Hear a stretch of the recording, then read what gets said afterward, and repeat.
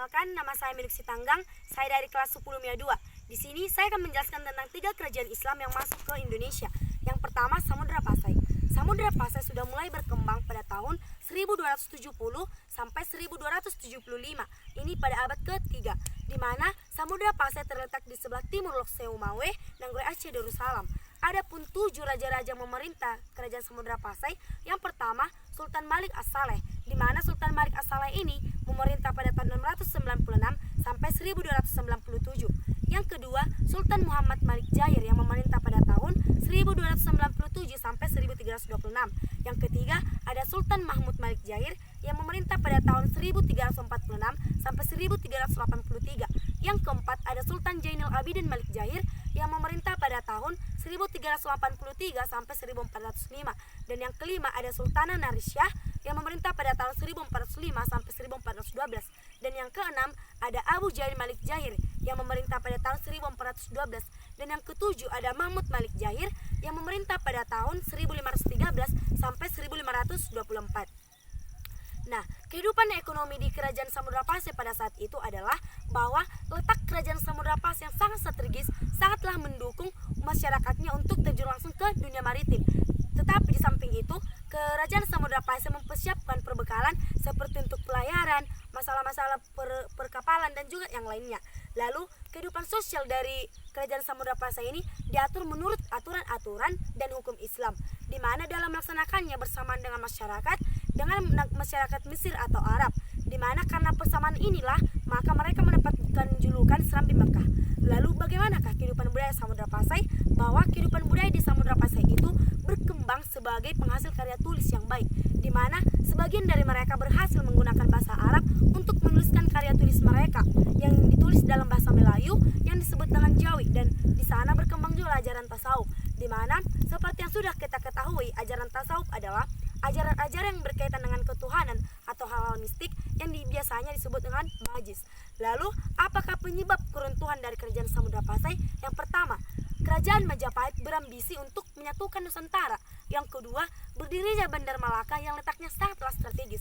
Yang ketiga, setelah Sultan Muhammad Malik At-Tahir meninggal, tidak ada yang menggantikannya, sehingga penyebaran agama Islam diambil alih oleh kerajaan Aceh. Baiklah, saya akan menjelaskan tentang kerajaan yang kedua, yaitu Nanggoi Aceh Darussalam, di mana Nanggoi Aceh Darussalam ini terletak di Pulau Sumatera sebelah utara, dekat dengan pelayaran dan perdagangan pada saat itu, di mana corak pemerintahan Aceh ini adalah pemerintahan sipil dan atas dasar agama.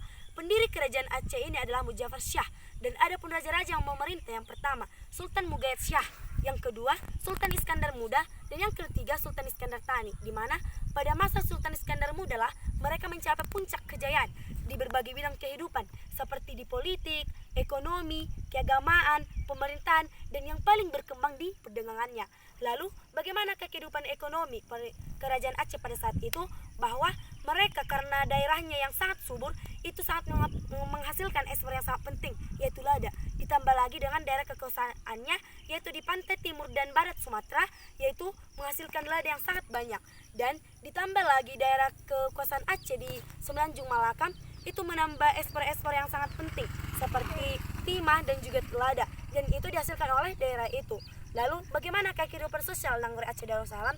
Ternyata kehidupan sosial di Nanggoi Aceh Darussalam itu berdasarkan jabatan struktural. Yang kedua, berdasarkan atas dasar agama dan juga kepemilikan harta benda. Lalu bagaimanakah kehidupan budaya dari Nanggoi Aceh Darussalam ini? Bahwa kenapa Nanggoi Aceh Darussalam itu sering disebut sebagai negeri Serambi Mekah? Itu dikarenakan Islam masuk ke Indonesia melalui paling ujung barat Pulau Sumatera ini. Lalu kan tadi sudah mencapai puncak kejayaan pada masa Sultan Iskandar Muda. Apa yang menyebabkan kerajaan Aceh ini menjadi mundur atau runtuh? Yang pertama, bahwa peperangan antara Aceh melawan Portugis, yaitu pada tahun 1629. Dan yang kedua, permusuhan antara kaum muda. Dan yang ketiga, pengganti Sultan Iskandar Muda. Dan yang keempat itu, bahwa daerah-daerah yang jauh dari pemerintah pusat itu memisahkan diri dari Aceh. Baiklah, saya akan menjelaskan kerajaan yang ketiga, yaitu Banten, di mana Banten terletak di ujung barat Pulau Jawa di daerah Banten, Jawa Barat.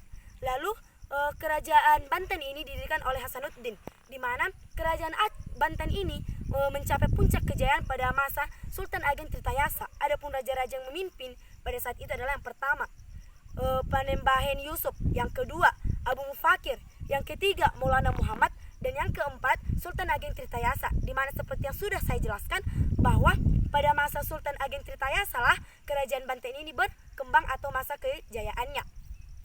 Lalu masa kehidupan ekonomi dari kerajaan Banten adalah mereka fokus terhadap perdagangan, karena di saat mereka mempunyai ekspor lada yang sangat penting, dan lada itu ternyata digunakan sebagai daya tarik yang sangat kuat terhadap pedagang-pedagang yang lain.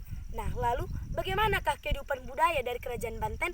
Bahwa corak-corak peninggalan kebudayaannya yaitu dari kerajaan Banten, bahwa bentuk dan ukirannya itu mendapat pengaruh dari kebudayaan Islam. Lalu bagaimanakah kehidupan sosialnya atau mereka bersosial dengan kerajaan Banten? Bahwa ternyata mereka melakukan hubungan timbal balik. Misalnya mereka ingin membina hubungan yang baik dengan kerajaan yang lain. Seandainya kerajaan Samudra Pasai berbuat baik dengan kerajaan Banten, maka kerajaan Banten akan berbuat sebaliknya dengan kerajaan Samudra Pasai. Bahwa adanya timbal balik antara kedua belah pihak. Lalu saya akan menjelaskan tentang apa penyebab keruntuhan dari kerajaan Banten. Yang pertama, mangkatnya raja besarnya yaitu Maulana Yusuf dan tidak ada yang menggantikannya.